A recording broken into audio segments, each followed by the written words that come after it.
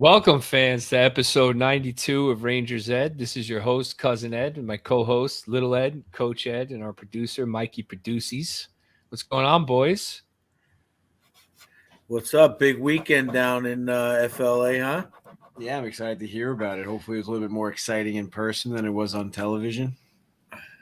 It was a little more exciting, but there was, the NHL, I don't think they adapt very well to, change, I guess. So they had this beach festival in Fort Lauderdale all week. So I went there Thursday night, actually. I left work early and I drove up there to meet Adam Graves. So, Coach, I got this. Pulled a little Ed and got my banner signed right on the number. Nice. And I got a 94 puck signed. He had the silver Sharpie with him. So that was pretty awesome. And he's the nicest guy, dude. So I'll start with that. Like, straight up nicest guy. I spoke to him for about 3 to 5 minutes. I don't even know. All I wanted to tell him was, you were one of my childhood heroes. That's all I wanted to say. The whole time I'm waiting online, I was like, I just got to tell him that. And I get there, and I didn't say that. Instead, he said, hey, you live here? You from New York? Where are you from? Oh, that's great. When did you move here? What do you do for work? Oh, you're married? Just kept asking me like questions about myself, and I'm answering them. And then by the time I knew it, I was leaving, and I was like, I asked him like 2 questions. I made like 2 comments to him. That's it. He spent the whole time asking me questions about me. That's the kind of person Graves is, right? So, really a cool dude, really just a straight up guy. And he goes, oh, how long you been married? I was like, 2 years. He goes, oh, you're in training. I thought that was funny. And then he says, I was like, yeah. And then I said, listen, I had to make one comment.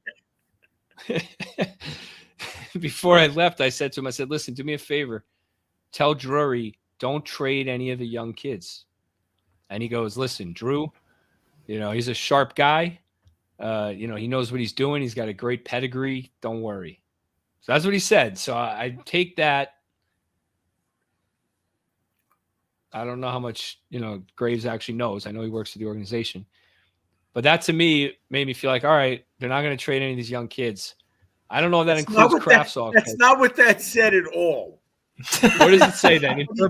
He did not say, don't worry, he's not going to trade any of the young kids. Well, listen, Graves is about your age, so interpret the 60-year-old speak for me. He said, trust what the guy's doing. He knows what he's doing. He's smart.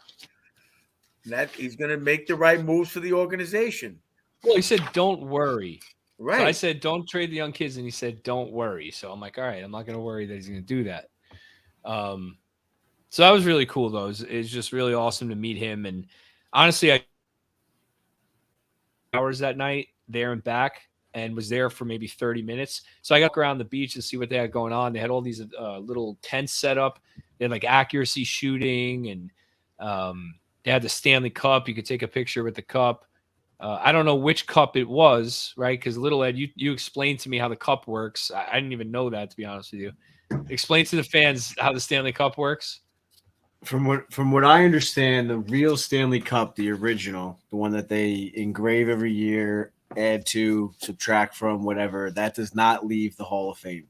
And then there's like the runner-up, like the quote unquote real Stanley Cup that gets presented on the ice with the players, that always gets damaged and stuff.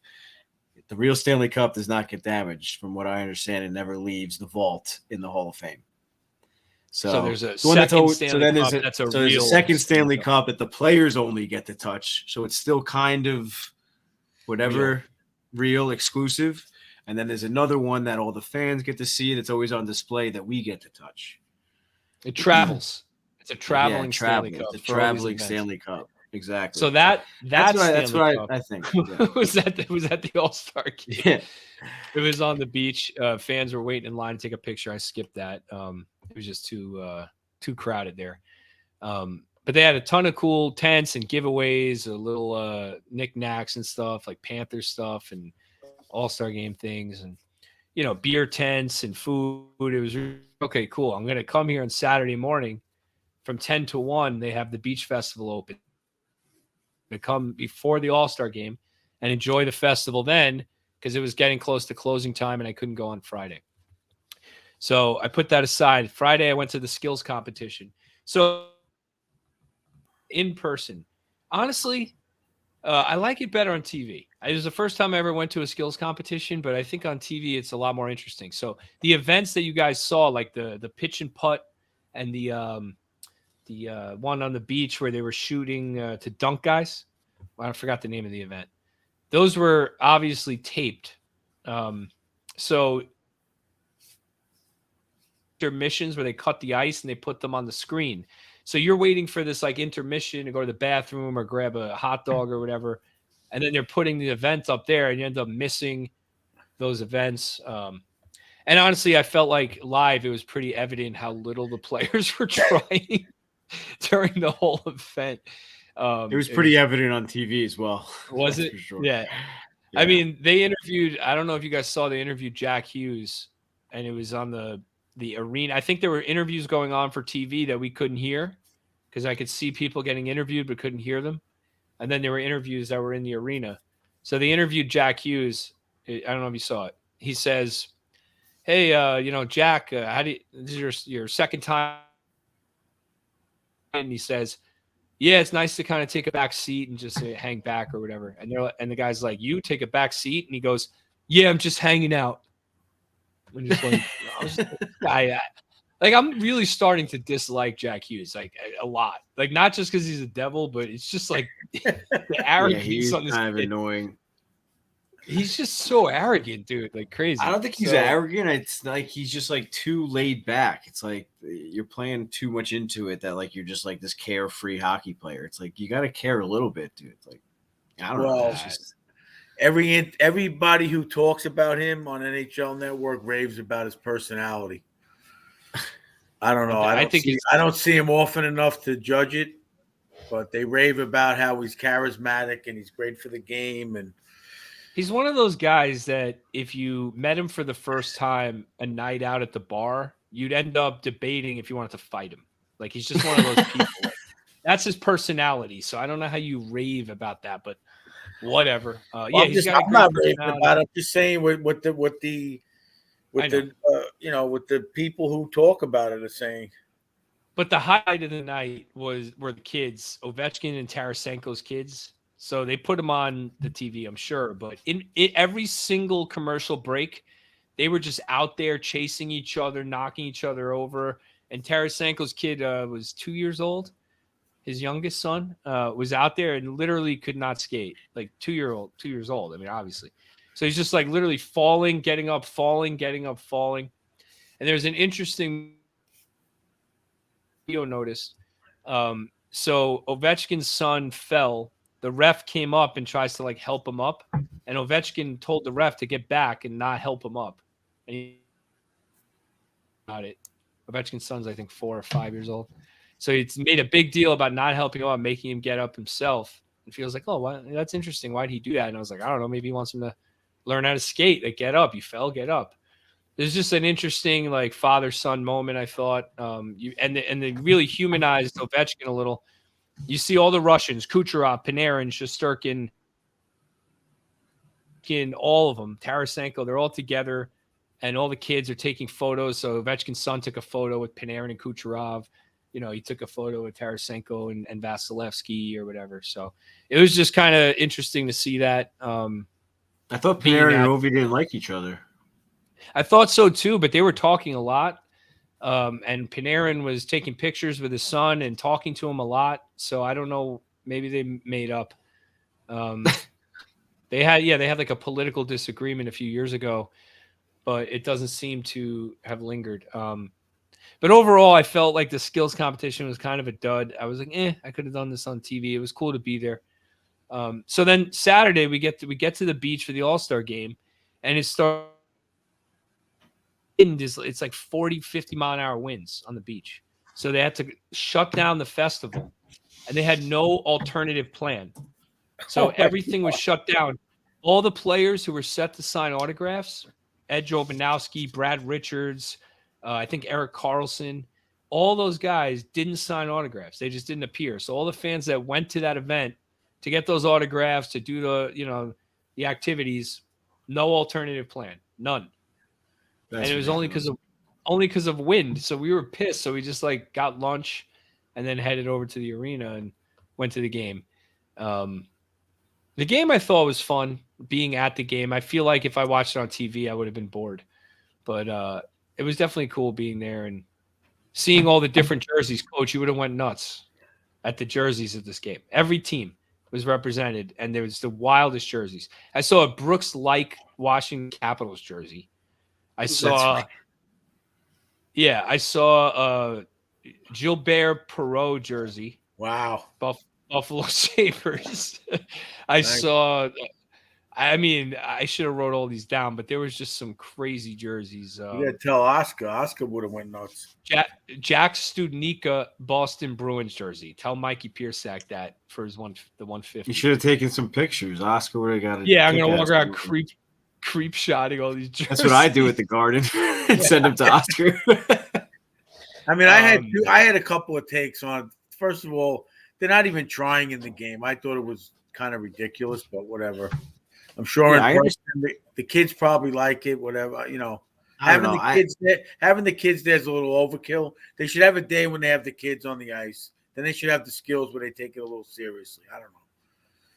I think they could definitely take it a little bit more seriously, incentivize it a little bit more. I mean, I understand they don't want to get hurt and stuff, but they got to make it a little bit more faster pace. I mean, especially the TV part of it. I don't know. I was watching. I was like, I can't even watch this. Yeah, I didn't even watch. I fell asleep. I woke up. And then they didn't do the final round of the fastest skater. I'm assuming to try and get people to stay tuned until the end of it. But then I was like, all right, like I don't even care who wins now at this point. Like I'm not going to watch until the end just to see who wins the fastest skater kind of thing. I don't know. It just felt like very like anticlimactic in a way too. I don't know. Yeah, the thing that was pretty cool. A lot of things fell flat. Yeah, the Happy Gilmore thing was funny. What did he do? I didn't see it. Hosta came out dressed up as Happy Gilmore. I loved it. Omar came out dressed as his caddy and gave him like the hockey stick putter and everything. Oh, cool. That was pretty funny. But like even that, like they did a few of those like little mini skits and like I'm sure the kids think they're funny, so I guess it is for the kids and stuff. But it's kind of just like a little too drawn out. I think like just do it quick and then move on to the next thing. Yeah, I mean they should have that. Make it a third day. Do that. Like have a fun day where they do all that. The players aren't going to sign up for that. But have like a real skill. I want to see a real skills competition like it was in the beginning. Yeah. They used to have a lot. They used to have a lot more skills, right? They used to have the passing one where you had the little areas to pat. Henrik Sedin would just whip pucks into it. It was like a space like this big. They used to have the little mini nets and stuff like that. And the mini nets, course. The obstacle course was cool. And the breakaway, right? And the metro or the east just do the right. So now it's like, it's good to include the women. That's fine, but they're actually like doing a breakaway challenge. Stupid little thing was there, like falling, and I don't know. I wasn't that interested in that stuff, so it was a little disappointing. I had a couple of good takes out of it. Go for it. My one take was on TV. I don't know if you saw it at the stadium. They showed a picture of Sidney Crosby's first All-Star game, and he had the two Tkachuk brothers. They were like 6 and 8. Then they had a picture of them there now. Yeah, that's wild how long Ovechkin and Crosby have been just being Ovechkin and Crosby.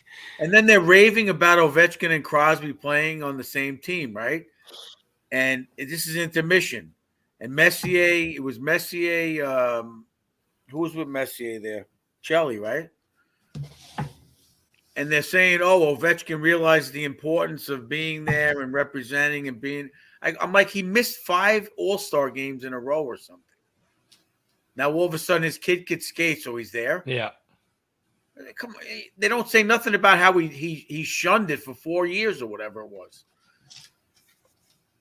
Yeah, he always just. And then Panarin did the same thing. Yeah, I mean, I get it. Don't make it like he's this end all be all when he wasn't there for 4 years. He could care less.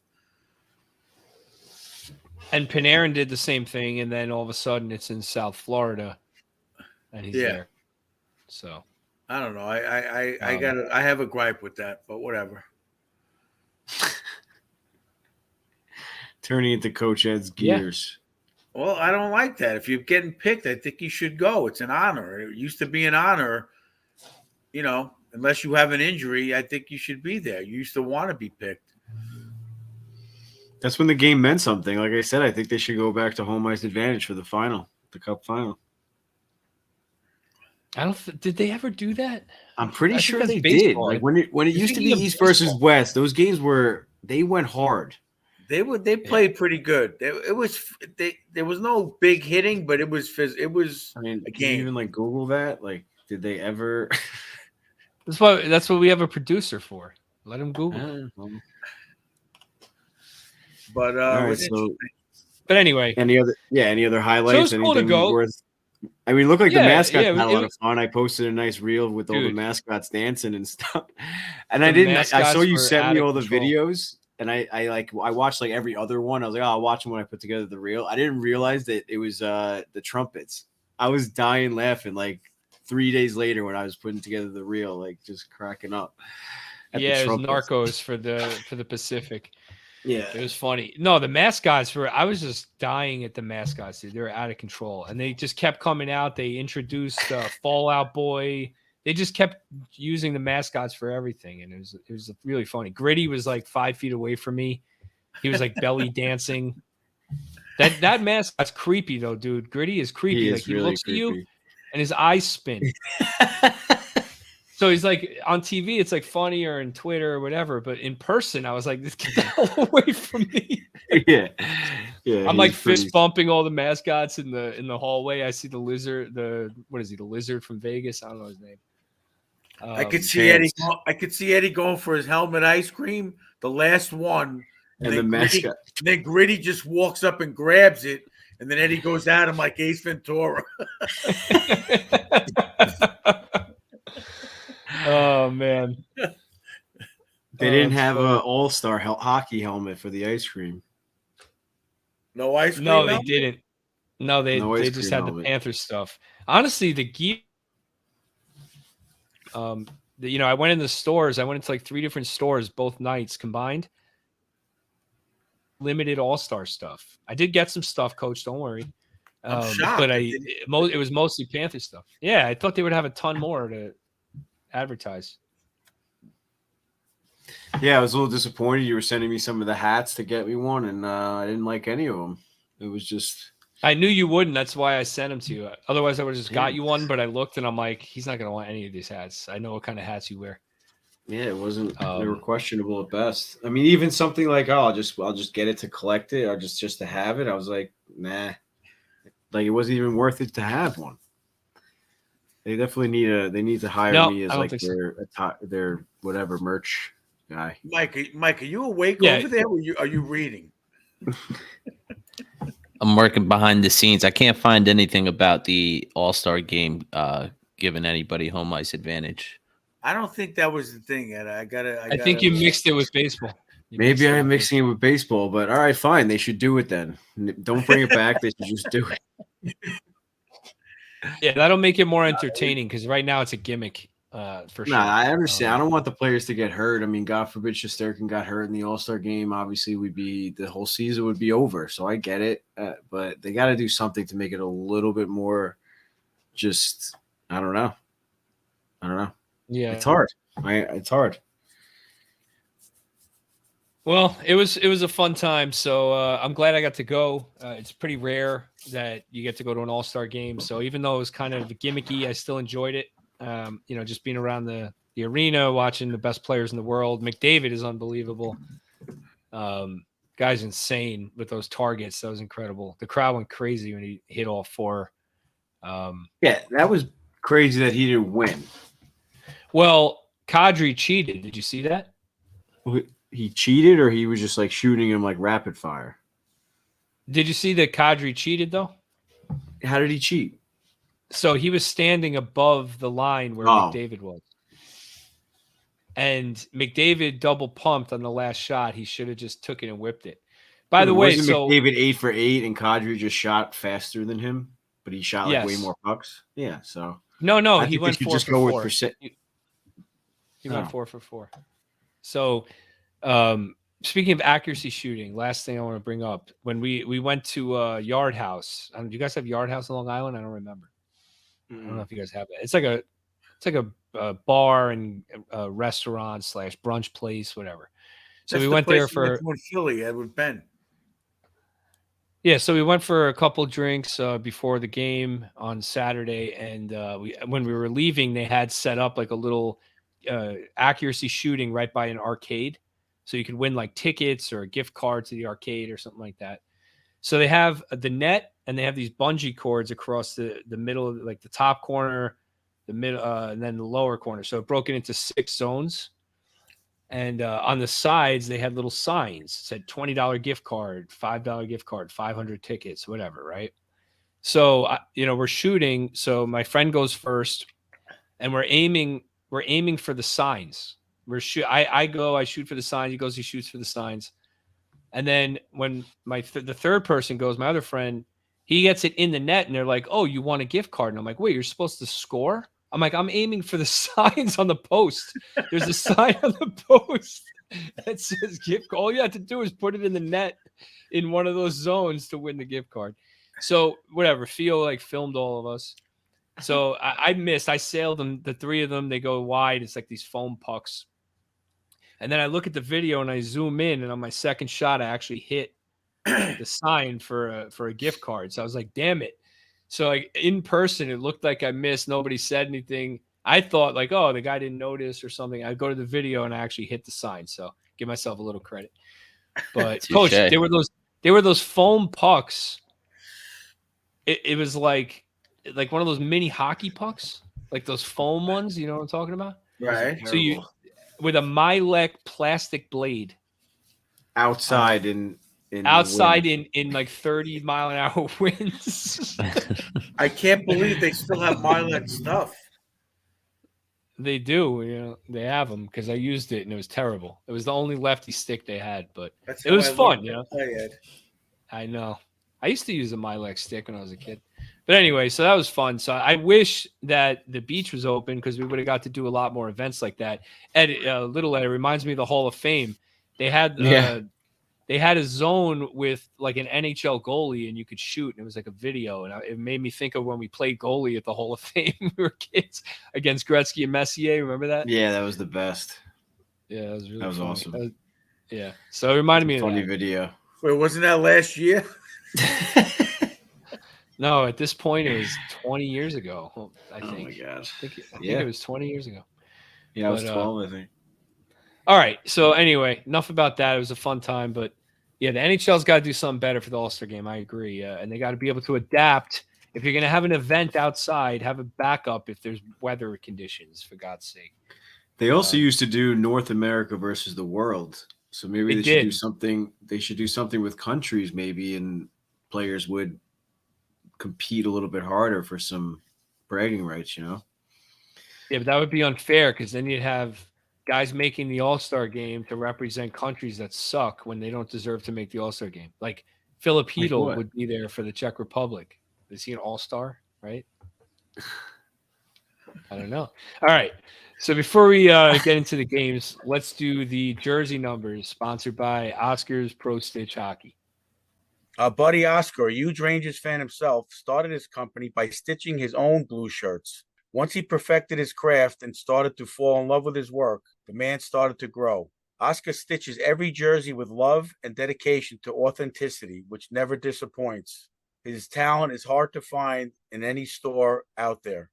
Are you like Cousin Ed? You have a lingering jersey curse that every player he gets a jersey of gets traded or injured and hurts the Rangers team? You want to change things up? You want to take an Eric Lindros jersey and make it a vintage Ken Hodge jersey in the late 70s? Got an old jersey collecting dust in your closet? Want to throw your name on the back and add a nice number of one of your favorite players? You can bring it back to life with a brand new kit at Oscar's Pro Stitch. So head on over to Oscar's Instagram at Oscars PSH. That's OSCARS PSH to check out the countless tarps he's already done and to place the order for his next one that possibly can post on Instagram and get ready to wear it to the next Ranger game or any event that you have coming up. Tell him the boys from Rangers Ed sent you and receive a special discount at Oscars Pro Stitch Hockey. Go get him, Rangers. All right, Coach. I love it. So no current 92 on the Rangers, but Michael Nylander wore it in 06-07. Remember Michael Nylander with Jágr and Marty Straka? So Nylander, he was pretty good with the Rangers, better than he was with Washington, I thought, but decent player, only Ranger to ever wear 92. I loved watching him play. I thought he was so smooth with the puck. I remember being younger, just watching him like gliding around the ice. He kind of reminds me of Fox, the way Fox Yeah, he was also like one of the first ones that like went in on the shootout really slow. Yeah, I think. He was slow in the shootout. So the thing about Nylander, we're gonna talk about him quick. He's like the first. That was like the first time I realized, as a fan, not from my playing years, but you can't just put anybody with any player. You have to have the right fit. So a lot of fans now are talking about that with Panarin. Which center is best with Panarin? Trocheck doesn't work. Try Mika. Try Chytil. Whatever. Jágr was so good when he played with Nylander. Like he was struggled at Washington. He came to the Rangers. He was good. Then Nylander was put on his line and he scored 50 goals, 100-something points, and Nylander took off a little. So sometimes two players, kind of like Coach Ed's favorite, Ryan Strome, and Panarin, will just click, and Nylander he really did click with Jágr. So it was a big part of those years that Jágr had with us. That made him one of Mikey Produci's All-Star picks. Speaking of All-Star picks, who won? I don't know. Do you want to say it now? But I was going to give the fans another week to vote. Now that we'll announce it that all the rosters have been released, and we'll give them another week to vote. Yeah, so they're not supposed to like all 4 posts, right? They have to like whichever post. Looks like that's already been happening, but I think we'll just have to go with it, and we'll see who ends up with another week. Yeah, we'll go with another week. Yeah, we have to with the most likes. Mine got posted at like 2 a.m. No, it didn't. First of all, it got posted at 10 o'clock at night on a Saturday night. That's prime time posting. So it's all right. I got fans calling me out for like a bad team on there. I'm just laughing. Like I forgot. Let's shout him out. Actually, Uncle Rob. Was it Uncle Rob? Uncle Rob. Uncle Rob was talking smack to Cousin Ed on. I didn't realize Instagram. It was him. I didn't even know it was him. I didn't click on his page or anything. That's funny. Yeah, I said it was my dad's friend Rob, he's always grilling for us at his backyard parties. He goes. He goes. Cousin Ed should watch the games as hard as he studies the stats. So I thought this was just some random fan. So I just laughed, and then he goes, Greshner and Patrick, seriously? And I said, clearly I'm the only one who looked at the team's history and not just the last 15 years, right? So then he writes, those two are the reason I gave up my season tickets. As Mike Keenan said of James Patrick, he's been ripping off this organization for 10 years. Clearly you just look at stats. I'm surprised you didn't pick Barry Beck or Tom Laidlaw. What the heck? Tom Laidlaw's a lawyer.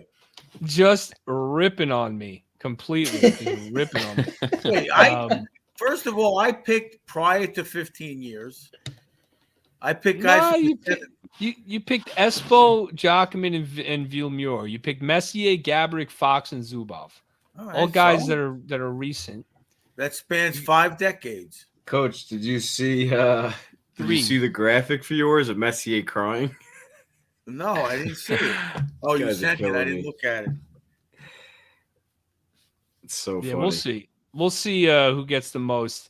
I think it's going to be a little bit. Who's in the lead right now? I'm not saying anything right now. I just looked, but I want people to. Well, I just actually looked, and my wife didn't even like mine, so that's good. She liked one of yours because I see it shows her name there as a like, so that's great. That's great. I'm gonna have to start recruiting people to like that post so I can catch up. Fans, go like them. Go like your favorite team. Pick one. Don't like all four. Just pick one and like it, and we'll see who next week who's got the winning team. All right. So prior to the last episode, the Rangers were 27-14-8. They had a bye week in the All-Star game, so they only played once last night against the Flames. They won 5-4 in overtime, so they sit 28-14-8, 64 points, third in the Metro, eighth in the NHL. Will Cooley back up with the squad as well as Sammy Blais.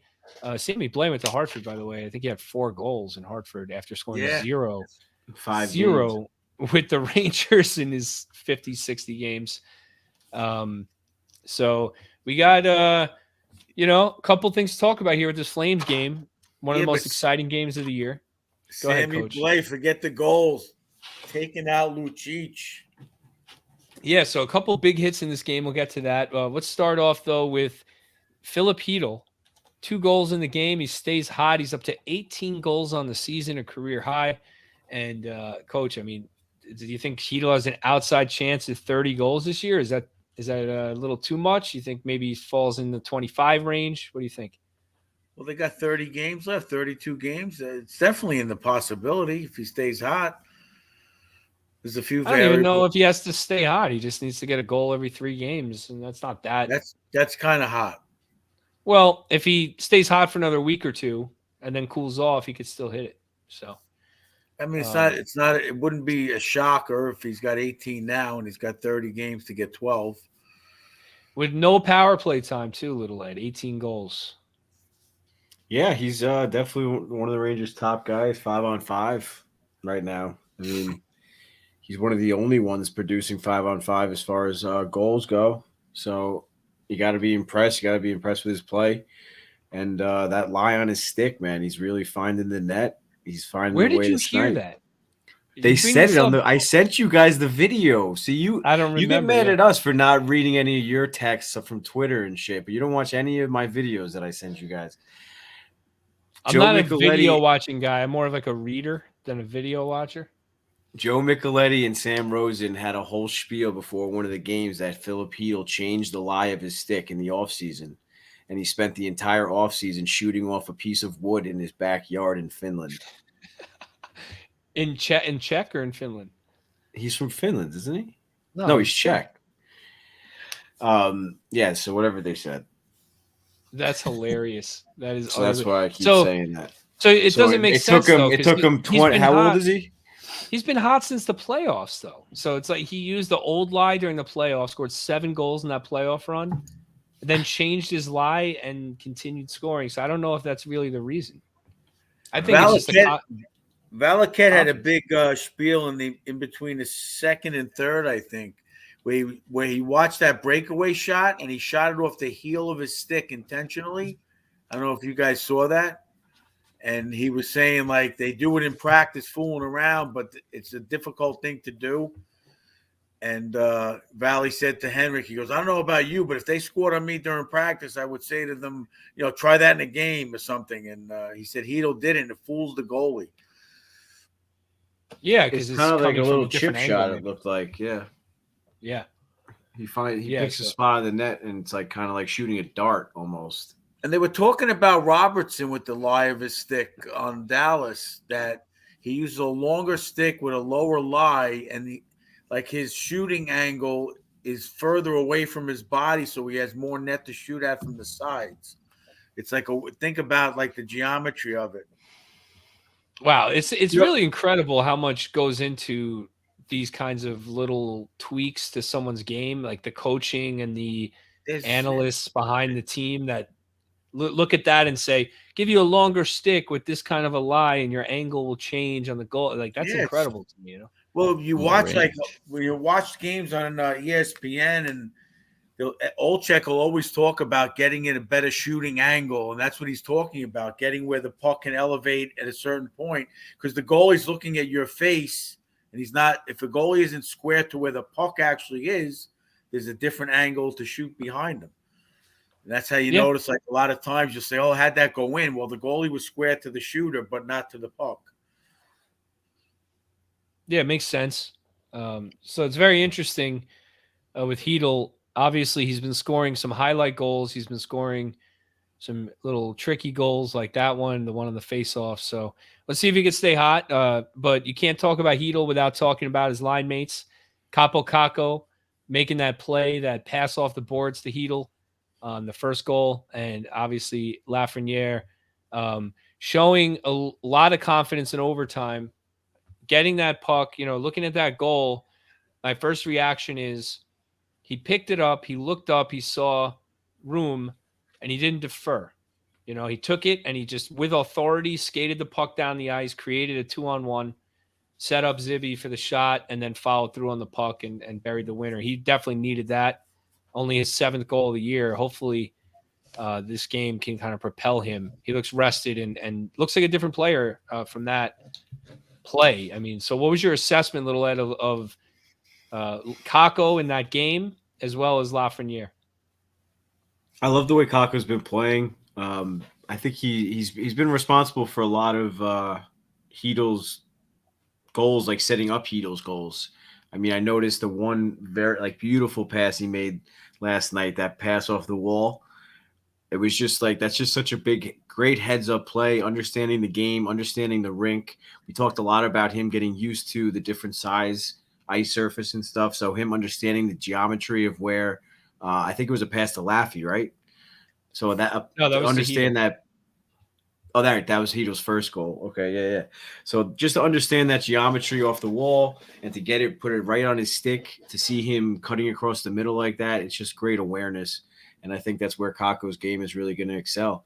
And then as far as Laffy goes, like you said, he had the confidence just to skate that puck. He saw Zibanejad flying up the wing, but instead of trying to give it to him right away, he was patient with it. He had the confidence to hold on to it, create the 2-on-1 down low, and he made an outstanding pass. And you know what? Markstrom made a phenomenal save because Zibanejad's shot should have went in. I mean, he had that corner painted, or the right side of that painted, and Markstrom came across and still made that blocker save. So, and then Laffy didn't give up on the play. He easily could have peeled off or kept skating into the corner or whatever, but he got the puck and he went right back to the net and took the shot. And that's another confidence thing too. He was able to take the shot instead of looking up, trying to find Zibanejad open again or something. He just fired the puck on net and it found its way in. A little bit of puck luck on that one too, because the defenseman could have saved it. Markstrom was still in position. So I think that's finally one went in for the kid. I think that's what Markstrom was pissed about, because the D was just standing there watching. Yeah, because he made the first initial save, and then the defenseman, I feel like he was getting frustrated all game because Markstrom played a phenomenal game, and a lot of the goals I don't really think were his fault. Well, I mean, so Coach, one of the criticisms of Laffy this year has been his lack of speed. There's been a lot of talk about that he needs to work on his skating ability in the offseason with the organization.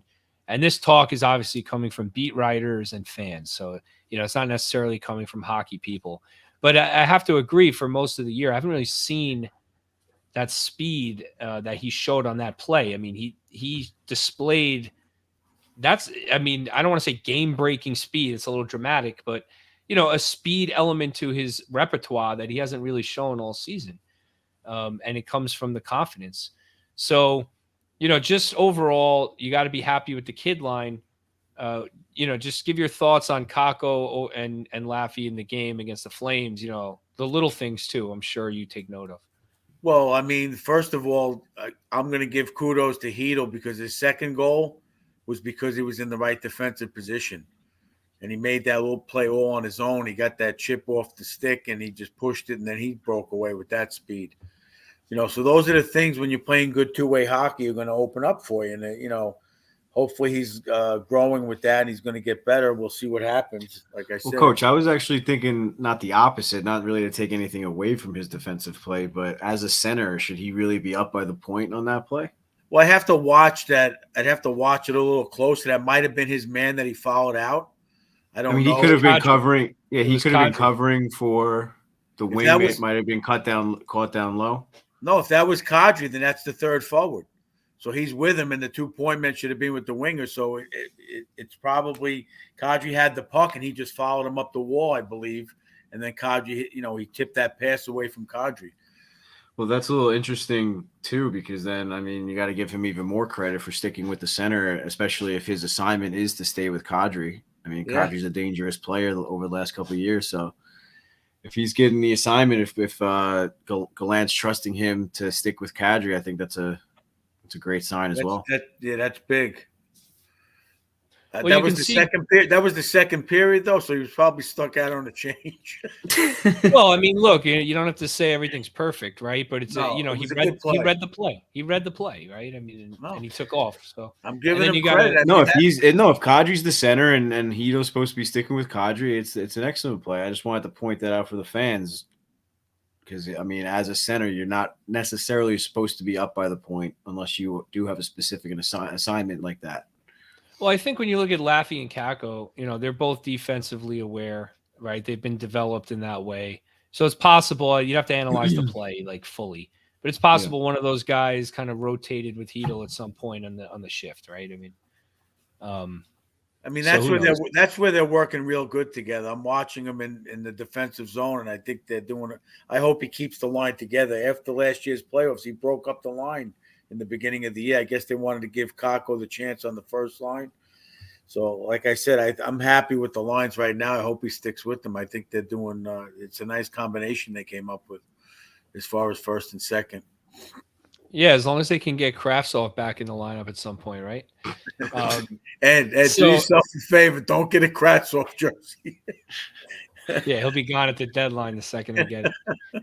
All right, so look, a lot of good things in this game, a lot of things to be excited about. In a way, it was a game of extremes, right? So we see the kid lines, extreme potential, and if they play like that, the Rangers are going to be dangerous in the playoffs. We also see Jacob Trouba, the choo-choo train, or the true train, right, Mikey? Yeah. 2 huge hits. The first one wasn't really that I don't know. It was shoulder to shoulder. I looked at it. I didn't think there was really anything that bad. The second one just lays out Nazem Kadri. So I kind of want to get everyone's perspective, including Mikey, on this. We'll start with Little Ed on the top here because you're on the top for me. So talk about Trouba's 2 hits. Did you think either of them were dirty? Did you think they were clean? Give your perspective on it and also how it impacted the game. I'm going to shout out Grammy and Poppy O'Neill for this one because those were 2 woo hits. Ooh. And Poppy always used to say, I mean, in my college days or watching the Ranger games or whatever, those really make the crowd go woo when it happens, So I was in the gym, I was on the treadmill watching the game, and I let out like a loud gasp on the first one, and that was the first one. Never mind the second one. Yeah, and I mean, seeing him line up Kadri like that, seeing the helmet go flying and everything, I was just like, wow. Haven't seen a hit like that, probably since Trouba threw the last one, last year in the playoffs, So he made connection on that, and it's great to see because, I mean, Kadri's coming through the middle like that, thinking he can get away with it, and Trouba, I heard it this morning on the radio, Trouba's defending home ice, and he's gearing up for the playoffs, and he's sending the message now that no one's coming into the Garden, cutting across the ice like that and getting a free shot. Yeah. Not with him on the ice, at least. And the point of the game that happened, too, I mean, it really impacted the game, right? Yeah, without a doubt. It impacted the game in the first one and definitely the second one. And what shocked me the most is he did it with Lucic in the lineup. I mean, we say all the time that with Reeves in the lineup, players wouldn't be taking liberties, and Trouba even put Lucic in his place. Lucic was looking around like he didn't even know where he was. He's like, what the hell's going on here? I'm losing control of the game. Usually Lucic is the one everyone's afraid of, and no one Blay threw a shot at him. Trouba was throwing hits left and right. So it was great. Yeah, the Rangers played a really physical game, right, Mikey? Super physical, man. Super physical. What do you think of those hits? For anyone to come out and say that those are dirty hits or not clean hits just doesn't know the definition of a clean hit, in my opinion. The fact that Trouba's been doing it for so long, and I don't know. I just can't stand the haters. Well, I mean, you're talking about a player who's thrown numerous monster hits like this, and he chicken wings a little when he does it. So that's where fans, I think, get annoyed, right? But he's never even had a meeting with the Department of Player Safety after one of these hits. Not even a meeting, let alone a fine or a suspension. Yeah, but And not yet even still, a penalty. Not even a penalty called on him in the game. Right. no penalty, no meetings with the Department of Player Safety because it is a textbook check, right? I mean, even the last two, I know what you're saying with the chicken wing thing. We talked about it last year with some of his hits. The ones last night, I think he's even learned to control that. yeah. Because even last night, it It's wasn't more even of a follow He through. chicken winged a little on the second hit. It's a follow through.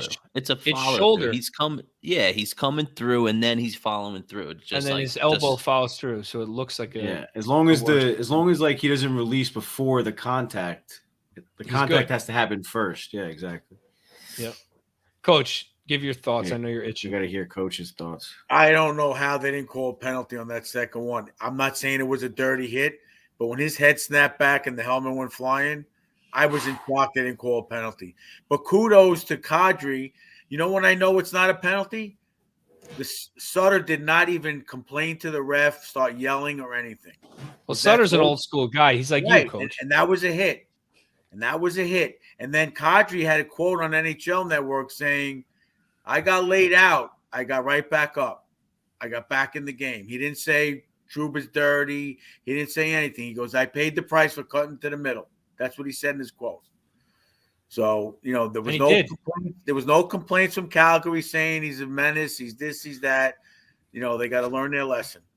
Okay, no complaints from Calgary, but there was a complaint from Calgary because Dubé immediately after the hit. I didn't see it. Yeah, immediately after the hit, Dubé runs up to fight Trouba right after the hit. Well, that's not a complaint that it was a dirty hit. That's a complaint that you're going after one of our better players. Is he going after him or is he throwing a hit? Well, I think the hit looked a lot worse than it was. And Dubé was also the one that got hit the first hit. So he was also a little put already on edge. Like, all right, he's doing this again. Well, Dubé gets a 2-minute instigator penalty for fighting Trouba after a clean hit. So obviously the league doesn't like that. And honestly, I can't stand that Trouba has to fight every time he throws a hit. Every single time he throws a hit. And he beat the snot out of him. Yeah, but that's not even the point. It's just, why does he have to fight after that hit? Why are you fighting him? Like, catch him with his head down and hit him, because then Trouba's off the ice for 10 minutes. Well, he was off for 5. He got 5 both times. Yeah, 10 minutes of the game, right? Both fights. Both times. Yeah.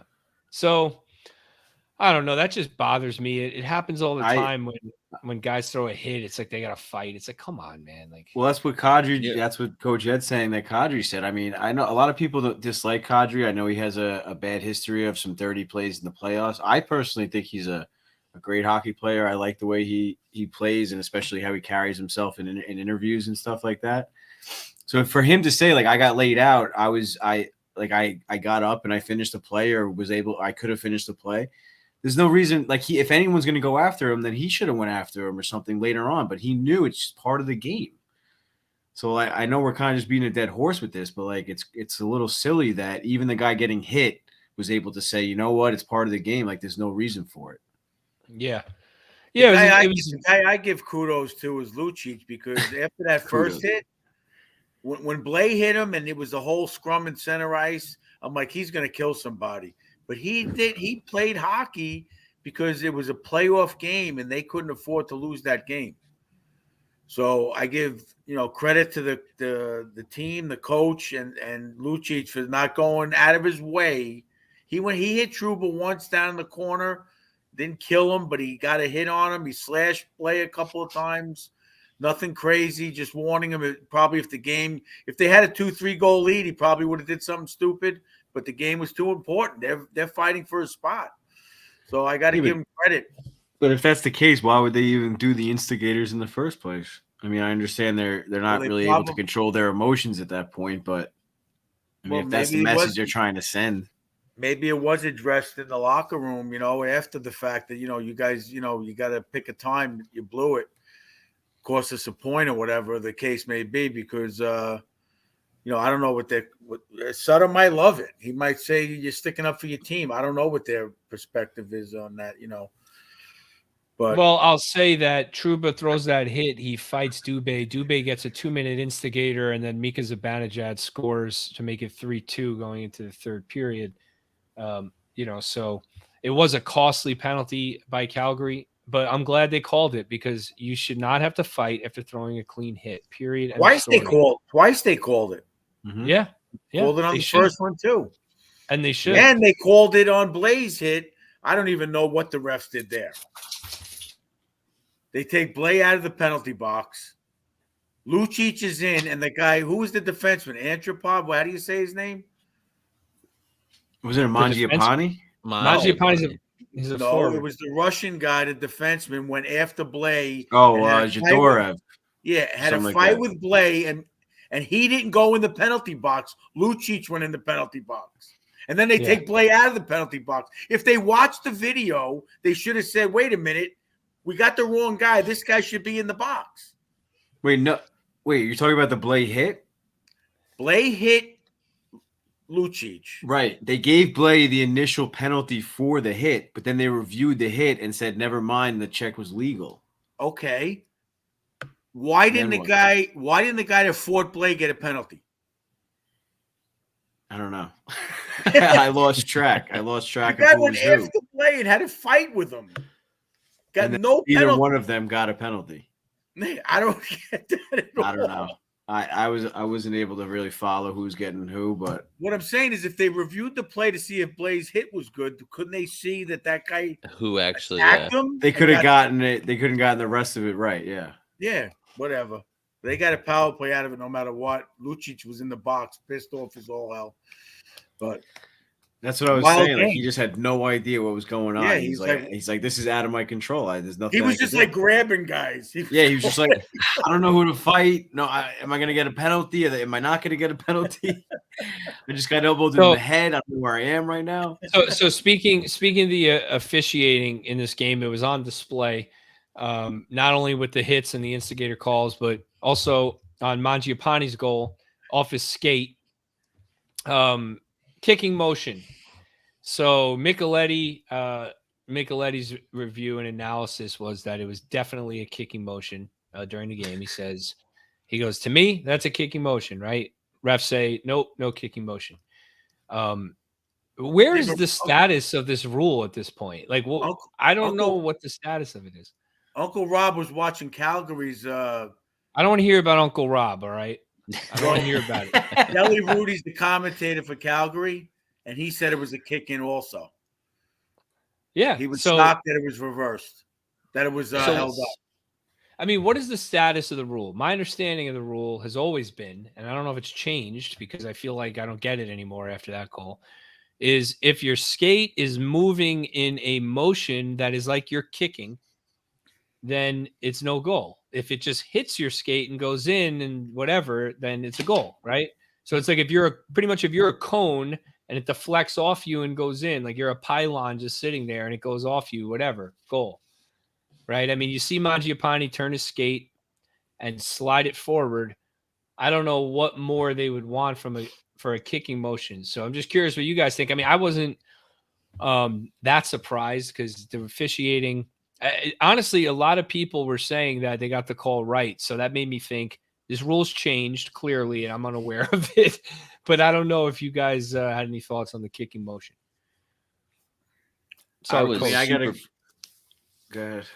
go to Coach. I mean, he clearly pushed his foot and kicked it.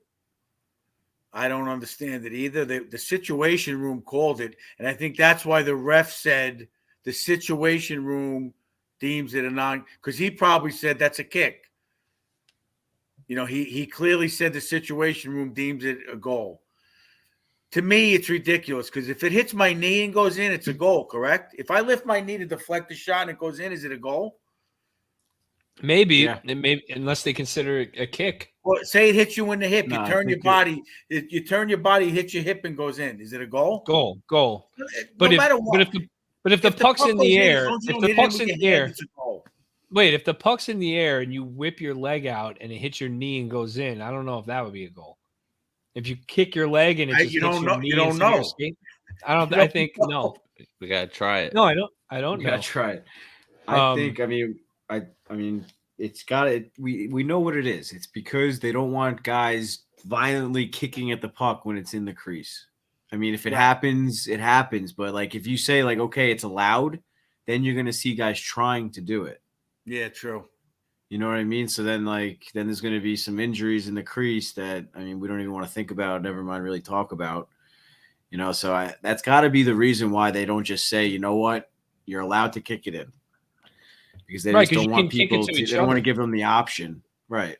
It's not like you can't use your skates. You can kick it to your stick. You can kick it to a teammate. That's what I'm saying. So it's kind of it's one of those. It's got to be a safety thing. Contradictions in the NHL. I would say, yeah, they should just say like if it hits off your if it hits off a skate, no matter what, it's no goal. No goal, that would make more sense because then it's easy to determine. There's no. That's how it used to be. That's how it used to be. Then they changed it if it's a kicking motion. Yeah, but you know what'll happen then? The puck will go in and it'll hit like the top of the guy's like the tongue of his skate, and there'd be like a question on the replay whether it hit his they'll be reviewing. They'll be reviewing the goal for like 30 minutes. It hit the tongue of his skate and went in instead of just the shin pad. Well, Joe Micheletti will see that if it hits the tongue of his skate. Yeah, he'll see that, but they can't see if Lundqvist made a save or goal, went off the crossbar. Anyway, just an interesting game. It had a little bit of everything. It also had a little bit of Artemi Panarin, the good and the bad. A beautiful pass to Zibanejad on that game tying goal in the third period, but then also a really bad penalty in the second period. So just I feel like in looking at this game, you just watch the highlights and you just see all the extremes of what the Rangers could be going into the playoffs this year as currently constructed. Very fun game. And let's see if they can carry the momentum into the Vancouver game. Anyway, it's time for us to move on into Coach's Corner, except Coach has just got up and walked away. He just got up and walked away. He just got up and walked away. So, I mean, Ed, the Panarin pass, like, Panarin's such a frustrating player. You know, I watch the guy play every single night, and I get frustrated for about, I'd say 50. I want to say 50-50. I want to say like 50% of the time he frustrates me, and the other 50% he wows me. And I just wish he could, like you said, get that situational awareness to try the wow, and then I'd feel a lot better about his game. But I mean, that pass was unbelievable. Yeah, you got to take the good with the ugly with Panarin without a doubt.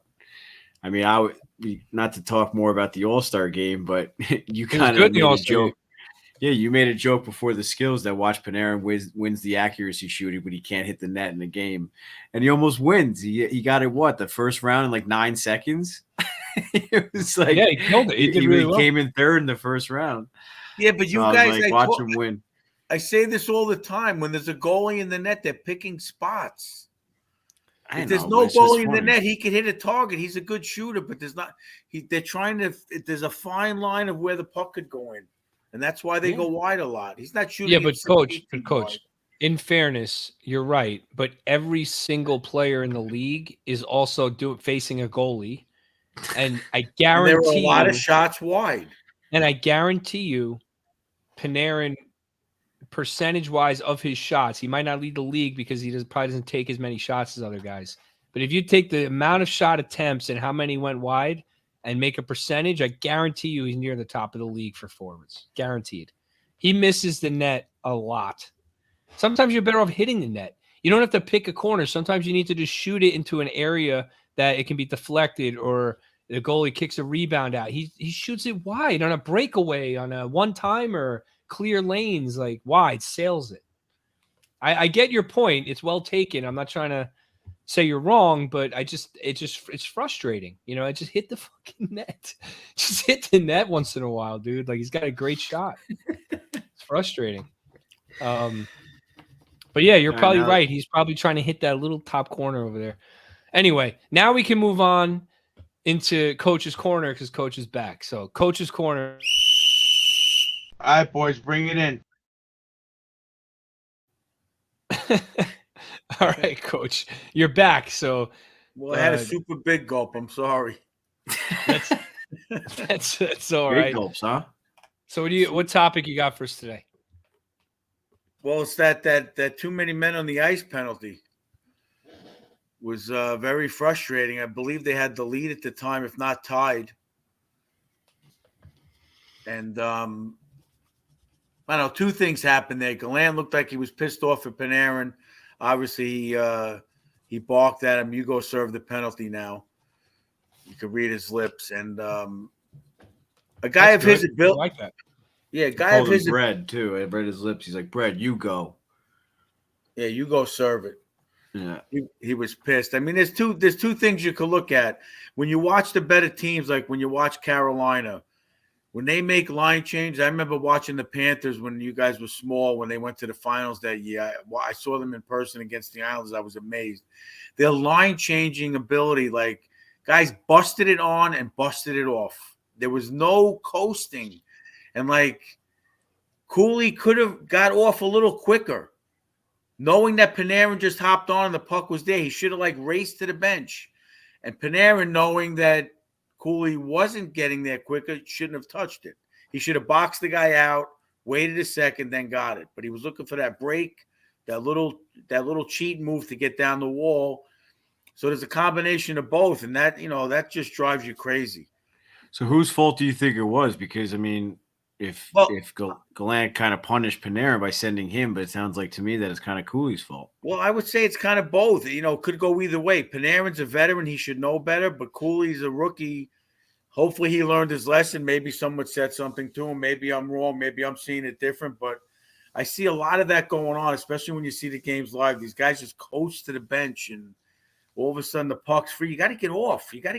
It's crazy. Yeah, it comes down to, again, hockey sense, awareness, this innate ability to read the game. Panarin jumping on the ice, he's got to know, here's the puck, here's Cooley, he's not on the bench yet, I can't touch the puck, right? He's got to be able to read that in a quick way. But and Cooley, a guy of his caliber should be able to read it. And I think you blame Panarin, I think, is the answer, because he, like you said, he's a veteran and he should have that awareness. And Cooley is learning. It's like his third game? I mean, yeah, it's easy to blame him, but I don't think he'll do that again. I mean, that's something that happened in his third game. A penalty was called. Panarin's pissed at him, I'm sure. Maybe. I don't know if Panarin gets pissed. He doesn't look like he ever gets pissed, but I don't think he'll make that mistake again. I don't think Panarin was looking too good skating from the box to the bench when they scored. If you saw him skate when he left the penalty box, he was like, "Oh shit, I got to go back to the bench now." Yeah. Well, he made that great play on the Zibanejad goal to make up for it. Well, that's what he's capable of doing. That's why I'm sure Gallant was pissed, but he's not going to be pissed at him for 20 minutes. He's pissed for that moment, and then he knows what he's capable of. So, yeah. To me, especially in the NHL, too many men and too many players in the ice is just. It's just inexcusable. It really should just never happen. I mean, especially the ones where they show like the overhead view and you can count like 6 or 7 players on the ice. I know. 1, 2, 3, like 4, 5, 6, 7. 7 plus 7. 7. Yeah, it's like what? Like this one was at least a bang play. So like it's like okay, kind of. I mean, we almost got caught last night in our Monday night in our men's league game, roller hockey, where I had to hop off real quick. Where it's like, guys, like if you're coming off the ice, you got to get off. Like it happens way too often where like the player says calling for the defenseman or calling, and then the defenseman jumps on, but then the other defenseman never gets off. Can you imagine? So that's a very simple mistake. I can't. Hey, the amount of stress I would have playing with on your roller hockey team just constantly. Mike, we have success. But then even yesterday, I'm pulling the goalie. Get off the ice. I'm pulling the goalie. Well, actually, we have another player that does that. But last night I'm pulling the goalie we actually played against Sean's team. Shout out to Sean from Hockey Night in New York. So we're pulling the goalie to try and tie up the game. And one of our players is yelling at me, Ed, go, go, go. And the goalie's not even by the bench yet. I'm like, guys, I'm not getting a penalty just because I'm trying to like get a little bit of a fast break. Let the goalie get off and then I'll go. So that's another simple play where it's like, you don't have to rush. So Panarin rushed it, like we just said, where he just jumped on the ice, was excited for the play instead of just making the safe play and waiting for Cooley to get off. Yeah, it's an in-betweener, and I think Mike can attest to this. He sat down low with Aaron a couple of weeks ago. The speed of the game down low is so fast, and his body's flying all over the place. And we're watching it on TV, and I'm like, what the hell's he doing? But there's a lot going on down there that happens very fast. And when you're on the bench. And I'll say this: I always say that when guys are off sides, I get frustrated because I always say that about being off sides. You know, it's like inexcusable for these NHL players to go off sides. You know, it just bothers me. It's like lack of awareness, complete lack of awareness or something like that. Unless it's like a technical offsides where, you know, the puck comes over this outside the blue line for a second or whatever. But it's just, it bothers me. And that's another one of those too many men penalties. But I mean, they happen, you know, in reality, it happens. I've been offsides plenty of times when I played. So it's easy for me to, you know, be a 30-something-year-old lawyer and complain about guys going offsides. But well, the penalty that I'm more concerned about, I mean, that was, like I said, that was right by the bench. It was a little frustrating. Obviously, they scored on it, Calgary. But Trocheck's penalty at the end was just idiotic. I give him a lot of credit all season. I love the way he plays, but he gets the guy at the blue line. He just whips his stick across, trips him. I mean, in the middle, what are you doing? Let the guy go. What are you doing there? He's struggling a little bit, I think. I mean, I don't know what he was doing. That was crazy. Yeah. We'll talk about Trocheck in future episodes. There's some things I want to say, but I want to give him a chance to have a couple good games in a row. I like the way he's playing, except for like a play like that was horrible. Yeah. All right. So before we do the 150, we're going to skip Stars of the Week. It's only one game. So we'll include this game in next week's Stars of the Week. So if this one has a highlight or you want to include, Coach filled it out anyway. You want to include offensive players board this week. Then we'll include it next week because it's only one game. So before we do the 150 and the trivia, we're going to introduce Coach Ed's live cookie review. Ooh. He's going to review the Coach Ed, show it before I say it, Coach Ed's Doghouse cookie from Suiter's Sweet Treats. We got a little intro for it. Hold on one sec. All right. All right, boys, bring it in. All right, there's the intro. Here's Kravtsov. He's going in the doghouse. If you ever get a dog, Coach, you got to name it Kravtsov or Bushnevich. Well, what I want you guys to notice is if you order these cookies, folks, just look at the time and effort she puts into the artistry. And then each cookie is vacuum sealed. Yeah. And then she has a piece of cardboard in the box. He loves the packaging. That separates. He loves the packaging. That separates it. She's got and bubble wrap. And this, Coach, have you ever bought something on eBay? It's like a heat sealed cookie wrapper. So I'm going to go with the. I'm going to eat the Doghouse one. Hold on. So show the back of the cookie too, so the fans can see what kind of cookie it is. The back of the cookie is just plain, but the detail and the artistry, amazing. It's incredible. Absolutely incredible. It looks just like the logo, man. It's great. Absolutely. She asked me for the picture of the logo. I had no idea what she was going to do with it. I mean, I probably should have had an idea. And she, no, I thought she was going to just print it out because she made our logo one where she kind of just like printed it on that like edible kind of like birthday cake thing. I mean, I love the way they heat. I was like, hey, yeah, it looked great. I was like, you know what? She's probably just going to do that. It's going to be cool. And then she did this with like the little grass, has texture on it too. It's amazing. A little difficult to open up. Yeah, if Coach can get the vacuum seal open, we can get this. By the way, before you eat it and do your review, my wife called up while I was working the other day, called up from the kitchen and said, "Are you going to eat these cookies?" Oh, and I was like, "No, don't eat the cookies." And she was like, I'm going to eat one. I was like, "Don't eat it." So I went down there and I had to let her eat the dog cookie. I was willing to allow that, but just not that one. Look at the detail on the red letters, like on the Ranger jersey. Oh my God, that must have taken some time. All right, so here we go. We're going to take a look at the little emblem on the top. Is that a sticker or did they paint that? No, she drew it. Wow, that's incredible. Unbelievable, Meg. Tennessee Meg. The thing I said I liked about it was they're a little crunchy on the outside, but the inside is still soft. There he goes with the bite.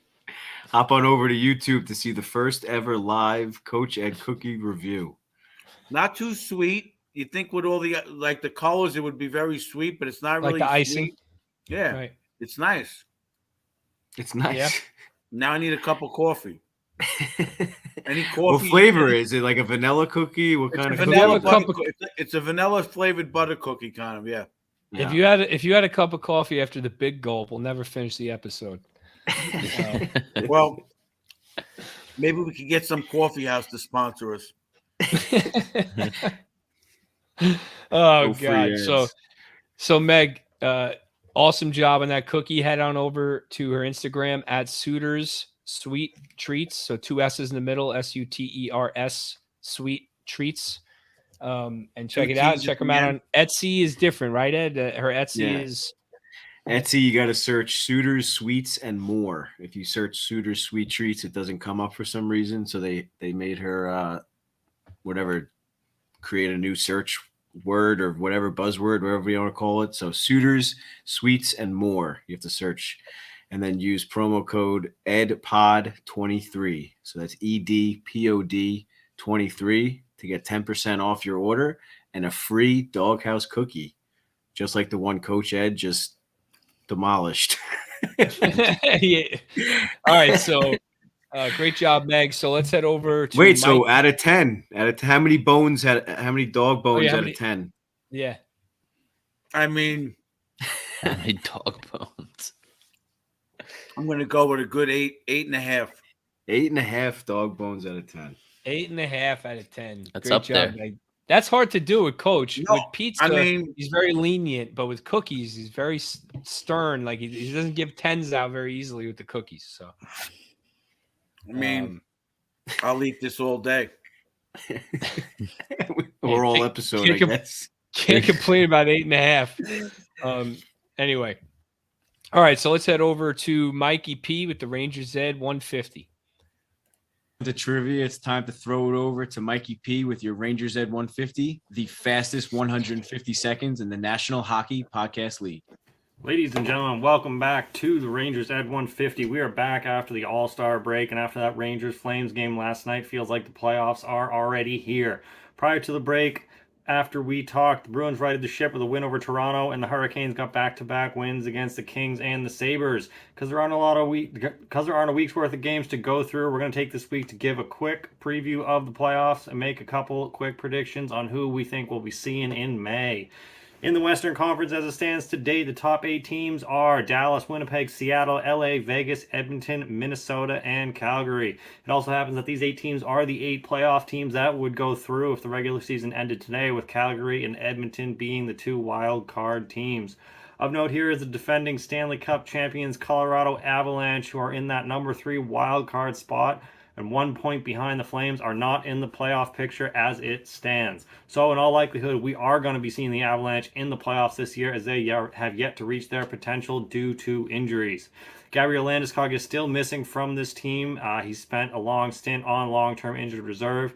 You have to think that Joe Sakic is thinking of pulling a Kucherov in the sense that he will be bringing Landeskog back for the playoffs exclusively, which would open up some cap room to make a pretty significant addition at the deadline, someone in the likes of O'Reilly or Taves. This team, they really are suited to make a run at another cup. Their record is a bit deceiving because, like we said, they have been devastated by injuries, but make no mistake, this team will be in the playoffs. So where does that leave the playoff picture with Edmonton in the Pacific Division having the season that McDavid is having? It's likely that they will be another playoff team. They will not be in the bottom half of the Western standings as they have been for most of the front half of the season. The LA Kings are in second place, but their goal differential is -10. They're really lacking on the defensive end. So if you zoom back out at that West playoff picture and see Edmonton shooting up the standings, you got to think that LA is going to be the odd man out here. So with that said, the West playoff picture and seeds would look as follows: Dallas, Winnipeg, and Colorado from the Central, and Seattle, Edmonton, and Calgary from the Pacific, leaving Minnesota and Vegas for those 2 wild card spots. Subsequent matchups in the West would then be Dallas, Vegas, Seattle, Minnesota, Winnipeg, Colorado, and Calgary, Edmonton. Quick note here, if this is how the playoff indeed ends up in the West, the Calgary-Edmonton series will be one of the best, if not the best, in the entire playoff, so keep an eye out for that. Back east, the playoff picture is much more complicated than out west. The current top 3 teams in both the Metro and the Atlantic will make up 6 of the 8 teams we'll be seeing in May in all likelihood. The Bruins, Leafs, and Lightning are going to come out of the Atlantic, while the Canes, Devils, and Rangers will likely be the contenders from the Metro. Outside of the top 6 teams, we currently have Washington and Pittsburgh sitting in that number 1 and 2 wild card spots. However, the Islanders, Sabres, and Panthers are all hot on their heels. I think Washington's going to hold on to that number 1 spot for the simple reason that they have yet to be fully healthy all season. They've been missing Backstrom, Wilson, and Carlson, and still have played unbelievably and kept themselves in the race despite those significant pieces being absent.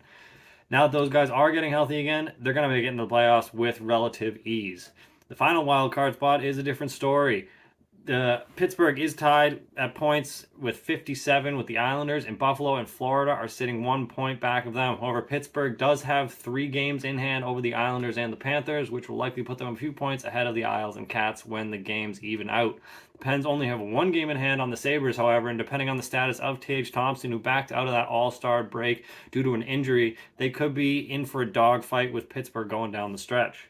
That being said, I think we're going to see the Sabres back in the playoffs after a decade-long absence. This team's chock full of young talent. They got some veteran leadership to keep all those young guys in check and playing at their potential down the stretch. On the flip side, it feels like Pittsburgh is held together with duct tape and paper clips at times, and with Jerry being inconsistent between the pipes, to say the least, seeing the Pens in the playoffs is a tough sell for me. With that in mind, your Eastern Conference playoff picture would look as follows: Boston, Toronto, in Tampa out of the Atlantic. From the Metro, we'll see Carolina, New Jersey, and the Rangers. Finally, our 2 wildcard teams would be Washington and Buffalo, which will leave our playoff matchups at Boston, Buffalo, Carolina, Washington, Toronto, Tampa, and Rangers, Devils. If this does unfold as we have just said, I'm gluing my face to the TV for that Edmonton, Calgary, Toronto, Tampa, and Rangers Devils series in the first round. However, there's lots of hockey yet to be played, and nothing is set in stone. That's why they play the game. So no matter how much we talk about it, we can't predict the future. So we're just going to have to wait and see how things unravel. Till next week, this has been your 150. All right, so that was a complete waste of time. think Mikey P just gave his predictions for the playoffs there. Yep. See how without things shake telling out. us. But So where's our predictions? So now I feel like he jumped the gun. We could have done playoff predictions, and he just went ahead and did it. First of all, that was a Mikey P 550. Oh man! All right, Mikey P, great job. I'm gonna contest some of those predictions you made, but we'll do that. Save that for another episode. All right, Mike. That's the ball one. We'll see. We'll see wherever things end up. All right, Mikey, hit us with the trivia. Go ahead, Coach. I cut you off. What do you got to say about Seattle, who you told me sucked in the beginning of the year? I said that? When the Rangers almost lost to them. Well, they were a bad team at the time and coming off a bad season. So okay. Go ahead. What do you got to say about them now? I don't know, Coach. Have you ever been wrong about a team before in your predictions? Or a player? Yeah, Boston. All right, and when that happens, do you get grilled constantly for? I said right off the bat, I can't believe I had no idea. Yeah, I'm surprised by Seattle. I mean, I really am. They're a good team and they're well coached. And, you know, they're having a great season. So it's cool that they're in the playoffs. If they play Vegas in the first round, that would be really cool. Hopefully Who is that coach? They got Dave Haxtell from the Flyers. Yeah, the old Flyers coach. I don't think he's a great coach or anything, but they're clearly a well-coached team when you see how they operate. Yeah. You know. Well, we're going to see them next week, right? And they have Ron Francis, who's been a successful GM as well. Is it this Friday? Yeah, we play them this Friday at home. Vancouver Wednesday, Seattle Friday, and then Carolina on Saturday before we record next week. So busy week. Some interesting games. All right, Mikey. Get that Poppy's calendar and hit me with the trivia. We're 0 for 6 combined in the last 2 weeks, so someone's got to get it right this week. No one got a point in 2 weeks? 2 weeks, no points. This is tomorrow's February 8th, so it's kind of fitting. All right. Who did the New York Rangers select with the 21st pick in the first round of the 2017 NHL draft? Oh, that's not fair. He knows this. I have no idea. I have no idea. It's a lot easier than you'd think. Do I have to get the spelling right? 2017. Oh, all right. Well, you guys already put up your answers, so I guess I got it right. Well, the music stopped, Ed. Oh, yeah. Yeah, I agree. We need more time. Yeah, I said you got to add like 10 seconds to that somehow. Make it loop.